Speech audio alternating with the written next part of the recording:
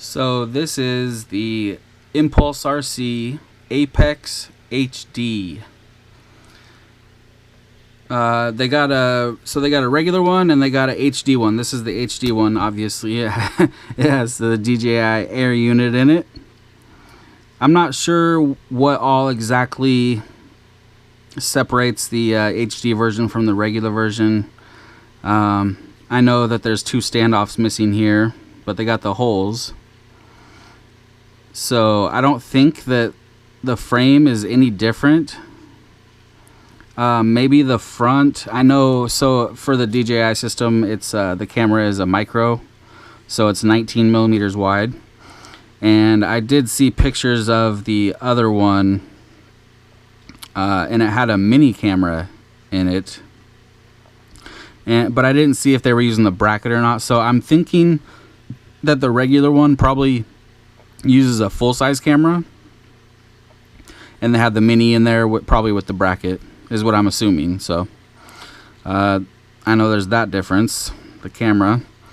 But the back part, I'm pretty sure it's the same. Everything's the same. They just left out the two standoffs, even though it looks like there would be room for them, because I could see through the hole all the way down perfectly into the other hole. So I mean, it looks like they would fit. But actually no, you know what, they use these like hexagon ones, so if they were round standoffs it would fit.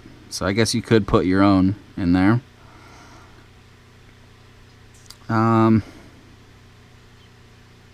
Alright, so the arms are 5.5 millimeters thick, so that's a pretty beefy arm. I don't see anybody being able to break one of these arms very easily. I mean, look how thick that is. It's crazy. One key feature that they have on here, which I thought was really cool, and I wish I would have showed it before I put it together, because this bottom plate here just covers up everything. Actually, I can pull it up on my phone and show you. So you build your stack before you even put the frame together. That's how it works with the stack. Because if you look here, you can see the stack screws and everything, the standoffs, and then you look underneath and there's nothing there. These are the inside screws, not the stack screws. And then these aren't the stack screws either. These are on the outside.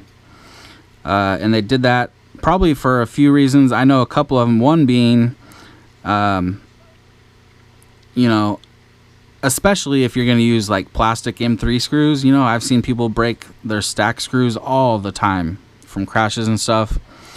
But I guess if you're using steel, it doesn't really matter. But, you know, you got protection from your stack breaking in any way. I like that they use these cone washers as well. It just, you know, it just makes everything beefier and just more durable. They made it to where you just need to pull out 2 screws to swap out the arm, which is really awesome. But like I was saying, I don't see how somebody's gonna break one of these arms. I mean, it's gonna be pretty tough to break one of these arms. They got 2.5 millimeter carbon on the bottom, 2 millimeter on top, and then the 5.5 millimeter. I mean, look at that. That's all just solid carbon right there. It's gonna be so hard to break that. And out here on the edge, you know, it's pretty beefy around the motors. So I don't see it breaking right there either, like where the screws are or anything. They got these nice plastic pieces that they've used on other frames. Yes, I know there's a screw missing.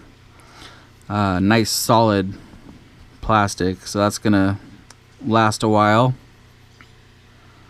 Also, another thing that they are doing is they only drilled through like half of the arm for the lock nut and the shaft for the bottom of the motor.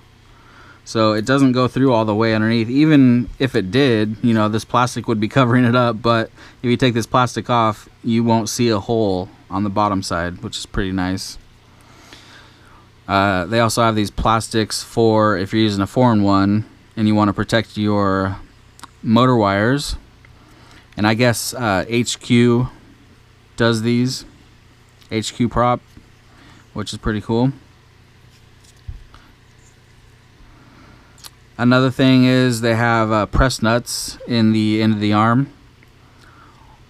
So you got 2 screws. You just pop this screw out, and then this screw is actually like a solid pin with just a few threads on the end of it.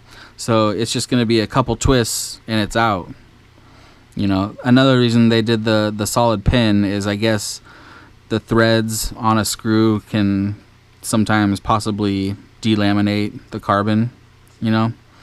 So it's just a solid pin through the carbon, and then the threads are going into the press nut or whatever, you know. So that's pretty awesome. They got a nice bumper here in the front. Nice super thick battery pad on top. And it does also come with this plastic piece if you're not using the DJI radio.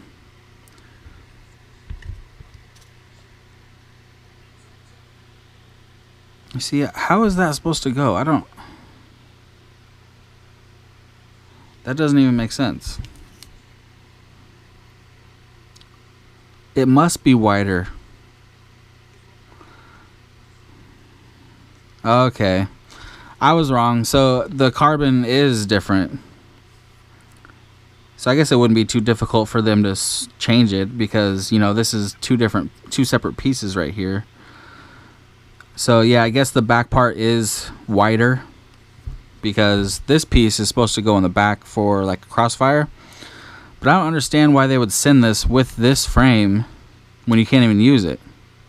Well, I guess if you're going to put it in the front, it'll fit in the front. Maybe it is supposed to be in the front. I don't know.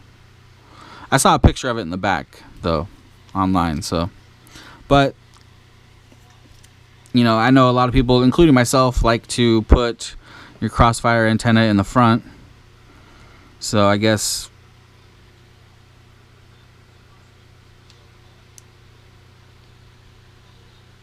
I don't know. I think maybe I might be right about it. It's supposed to be in the back, because it does have these slots right here, and there's slots right here,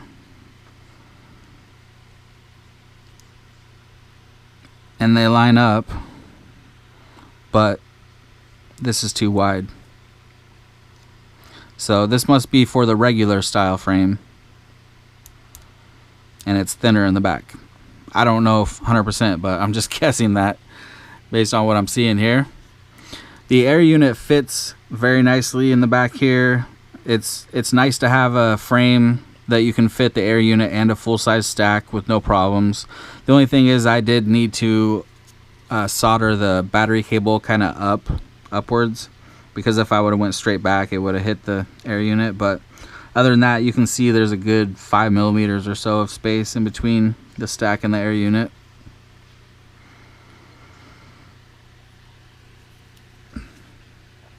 So I think I've covered everything.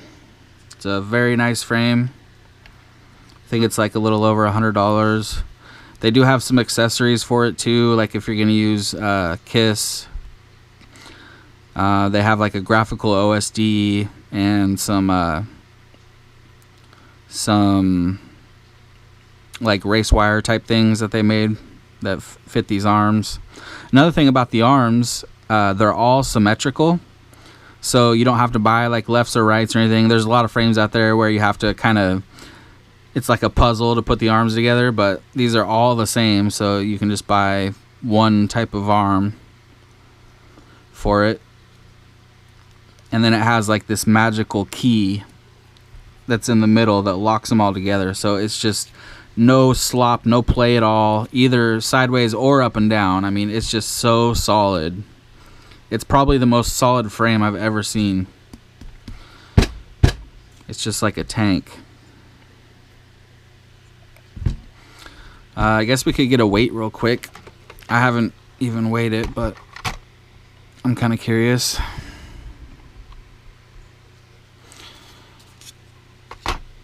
This is without props. 380.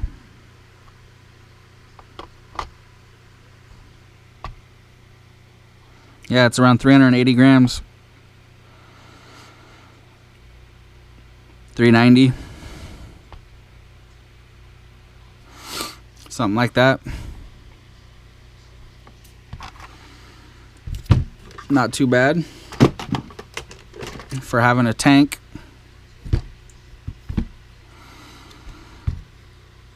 I think that's everything. So